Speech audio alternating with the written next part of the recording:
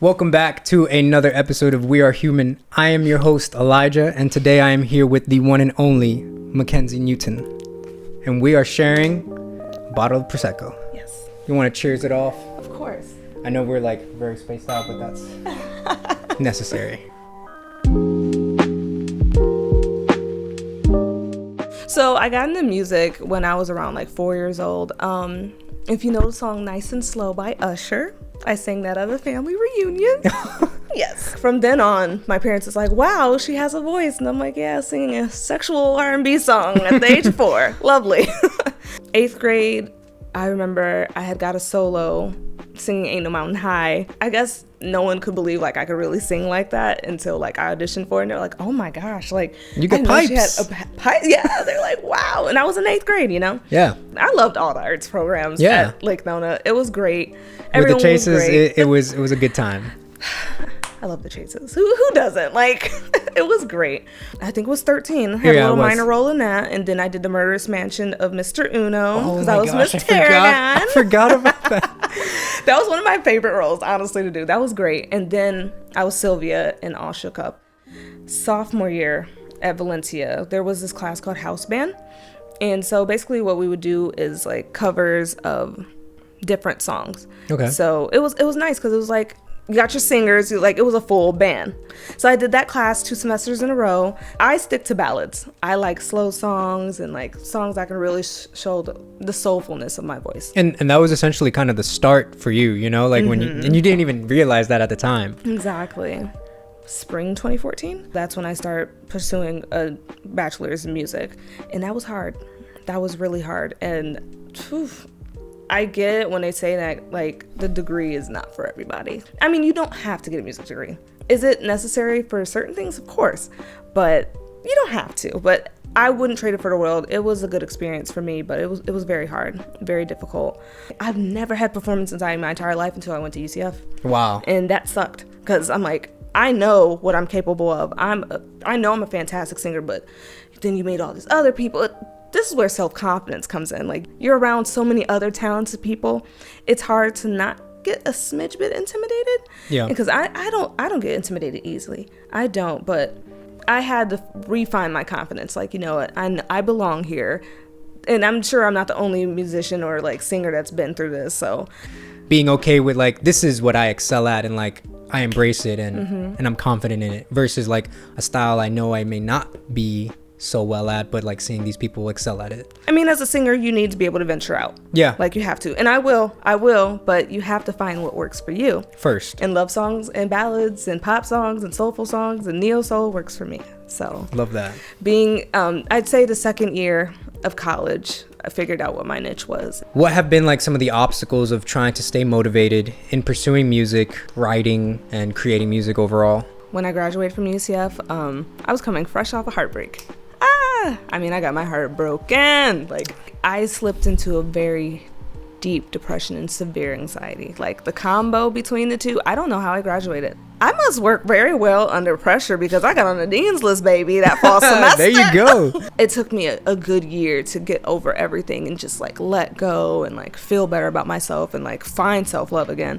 Pursuing a music degree burnt me out. Yeah, absolutely. It burnt me out so much, and that sucked because, like, I love music. So I took a couple years off. I worked with, his name's IQ, he's a rapper. And so I did a song with him. I did like the background vocals for him.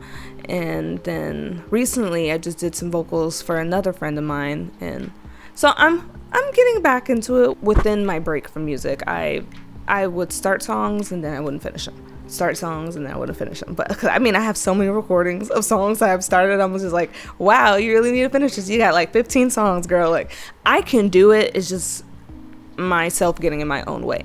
Essentially, what I want to do, I want to be a singer-songwriter. Like, I want to write music for other people. At the same time, I do want to perform my own stuff, but I need to get past my performance anxiety that I've developed from pursuing a music degree. Piano. And I mean, it's not fully there, but I still get nervous. Yeah. And I'm just like, I don't know. But because I know I can do it. It's just me standing in my own way. Like, I finally have accepted that. I'll never know unless I try. And I tell people that all the time because people always ask me, like, what are you working on? I'm like, I don't know. Like, and then I try to work on different stuff at the same time. And I'm really starting to, like, hone in on like just work on your music.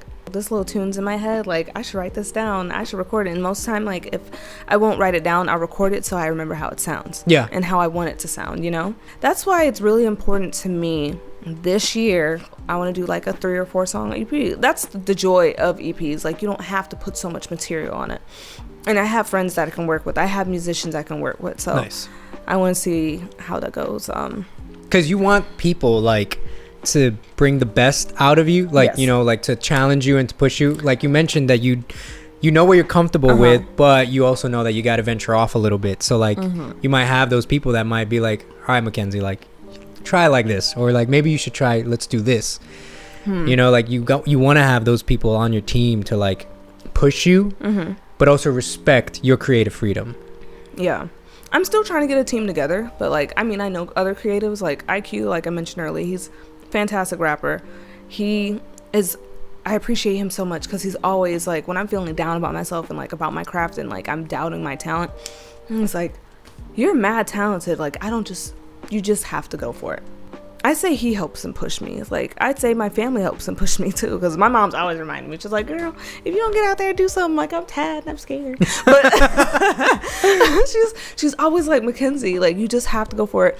My support system is amazing. Like my friends too. Like I love them in work. We're all in different areas of our life. Like they're always reminding me like I'm that bitch. Like get it done, girl. Like what are you doing? Get your life. Like you know you can do it. Like different people inspire me and like keep me going. But like my main circle, my main best friends, especially my parents, they're like, you know you can do it. Do it. It'll manifest itself and it'll work itself out. You just have to be willing to like allow it to happen. You have to put in the work too. Exactly. Because people will be like, man, you can manifest this and manifest that. I'm like, you can't manifest without putting in the work. I agree. That's and also I've true. learned that. I've learned it the hard way, and I'm just like, all right, I can speak into existence all I want, but if I'm not putting the work behind it, you gotta apply it. It's just words. Like straight up. That's a good reminder too, because I will find myself often just talking about the manifestation part. Same here. I'll tell myself, I'm like, girl, like you could do it. Look at you. You's bad, bitch. You cute. Like, get it together. Like, do not let anybody else doubt who you are. What other people see you is not who you are as a person, how you perceive yourself. Absolutely. And as an artist, you have to remember that. There's, of course, people are going to have their opinions of you. But my thing is, I'm like, you don't know me. You don't know me unless you sit down and have a candid conversation with me. And even then, you still don't know all of me. I know me. Being secure in yourself is so important in this industry. Like, I remember, like, kind of like letting things, I've always been very confident in myself. Like it comes off as arrogant sometimes to some, but there's a difference. There's a huge difference. I'm not like that, but I'm not going to dumb down my confidence for someone that's insecure. Oof. I won't do it. That's huge. I won't do it because we all have our insecurities. We all do. It's a deep rooted like self issues when you project. Like you got to figure that out. Because bringing it to the table is different from like just trying to figure it out yourself. You know, when you constantly throw it out there, it's okay to be insecure. There's nothing wrong with that, but do not project. That's a problem. That's how you cause issues in your relationships. Don't do it. I saw something recently, like if you don't have anything to offer to like anything, like offer your silence. Yes. And I was like, wow. Too many times. That's powerful. You talk to someone, you vent to them. That's why I've adopted when somebody says what they want to speak to me and something wrong, I'm like, they want to vent to me. I ask them like, do you want to vent or do you want advice? Like, do you want a listener? And I recently learned that, which sucks, but like, you're constantly learning. Do you in your life. Like, feel more compelled to always offer your advice? Sometimes, but I shut up. And I won't say anything. I'm like, unless they want me to tell them, like, I'll tell them. Like, except when my boneheaded ass friend is doing something stupid. I'm like, girl, don't do that. Like, she's always telling me about, like, guys and stuff. And I'm like, okay, first of all, I'm going to tell you not to do this. So, I don't care if you don't want to hear the advice. I'm going to tell your ass anyway because you're not listening. But, yeah, like, I try to listen first and then, of course, like, see if they want advice. Because not everybody wants advice. They just want a listening ear and someone to hear them out. Because, like, I have some people in my life and, like... here they come with advice I didn't ask for. I'm like, and that's when you just gotta brush it off. Like, thank you, but no thank you. That's what, like, I tried to do that in an aspect of, like, not offering advice, but, like, just offering, like, a pinch of encouragement, you know? And then, like, if the person wants to open up, like, of course, you know, I'm here for it. But exactly, like not everybody wants to hear something, or maybe something that you think someone needs or wants to hear. Like that doesn't mean you want to hear it. Like, yeah, exactly. It don't be so quick to you don't think, you don't know somebody. I think like, all right, so you just listen to respond. I need you to listen to hear me out. Yeah. And like I've been guilty of that in the past, and like I'm very proud of myself that I've grown from like, all right, I'm just listening, and like I hear what you're saying, but let me offer this. Like, no, I just listen now. Like, I try. Like, I'm not perfect at it, and I don't think anyone's perfect at it. No one's a perfect communicator. Even friendships, I do struggle from here now because I like to handle things on my own. And I don't like to be a burden. And that's and I'm realizing I'm not a burden to the people I love. Like, and the people that love you. Exactly. Like, my best friend reminds me all the time. We've been best friends for like 14 years, and she always reminds me, it's like, whatever I'm going through, like, I still want to hear what you're going through. Like, I'm here for you. Like, I don't want you going through anything along, but like, that's something that I have a hard time with too. Like, I told this to a friend, and like, it's so silly when you speak it out loud and when you talk about it now, but like running out of friends to like vent to or to go to because you feel like you become a burden to one. Like, if you're always like going to somebody like, hey, I'm struggling with this, or like I'm having a hard time, or today wasn't a really good day and I'm just really in my head. Like, I have found myself once, like way earlier in the summer, like, shit, like I'm running out of people to like reach out to because like I feel like I've already gone to this person like this week, or I like last week. Yeah. You know? But, you know, like you mentioned, reminding yourself, like, well, these people love me. Like, these are friends that I've had. They never get tired of it. Yeah. Until they tell you, hey, I'm fucking tired. Like, yo, now it's time for you to seek help or something like that. You know, and that's honesty, though. Very like, true. That's good friendship. You know, if they really feel like, you know what, you really don't seem like you're in a good place, like maybe you should consider this. Talk to a professional. And there's no shame of getting therapy or counseling. I can't wait to go back to therapy and counseling because I'm like, I got to talk about some stuff that I don't want to put on my family members and my friends because they're not professionals and they got their own shit. I dislike when people are like, oh no, that's wrong for them to push you onto a professional. Why would you not want professional help at this time if it's too much for your friends and family? Like, everyone's a work in progress. Like, nobody has this life thing perfectly down. Nobody has himself perfectly down. Like you said, we're always growing. Yeah.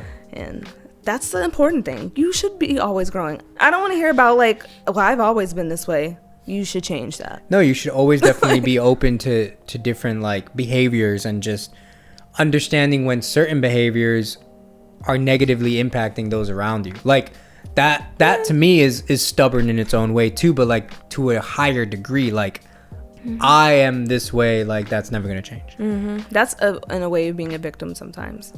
Oh, yeah. And manipulative. Yeah. Because you're like, oh well, if you're not gonna be with me or like be my friend because I'm this way, maybe I'm just a terrible friend. Victimization, manipulative tactic, cut it out.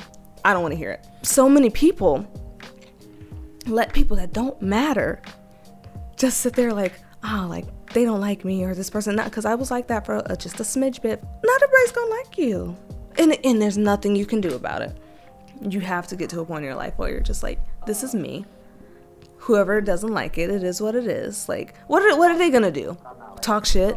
Like, imagine being a grown ass person worried about someone talking shit about you. Like, I've known people like that, and I'm just like, bruh, like, what are they gonna do? There are other things to worry about. It's so many other things to worry about. Like, words do hurt. I'm not gonna sit here and pretend like words don't hurt, because they do hurt sometimes. But if we're like not close friends or we're family members, like you're a coworker, like what is people disliking you and how you are as a person doing for you?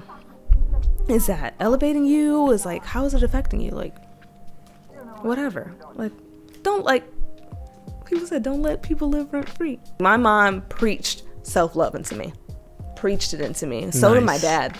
Like, it kind of backfired a little bit because, like, you're looked as not the golden child, but, like, you're seen as, like, you need to achieve a certain level. And, like, they expect a lot out of you. So when you fail, like, you don't want to disappoint your parents.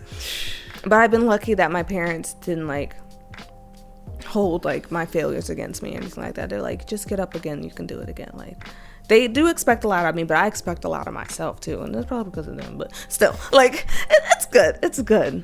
But confidence is very important. absolutely. So important. Like it took me a while to get back to being the confident Mackenzie that I am. Like, I love who I am. I want to be there for others, but I'm not going to downsize myself to make other people comfortable.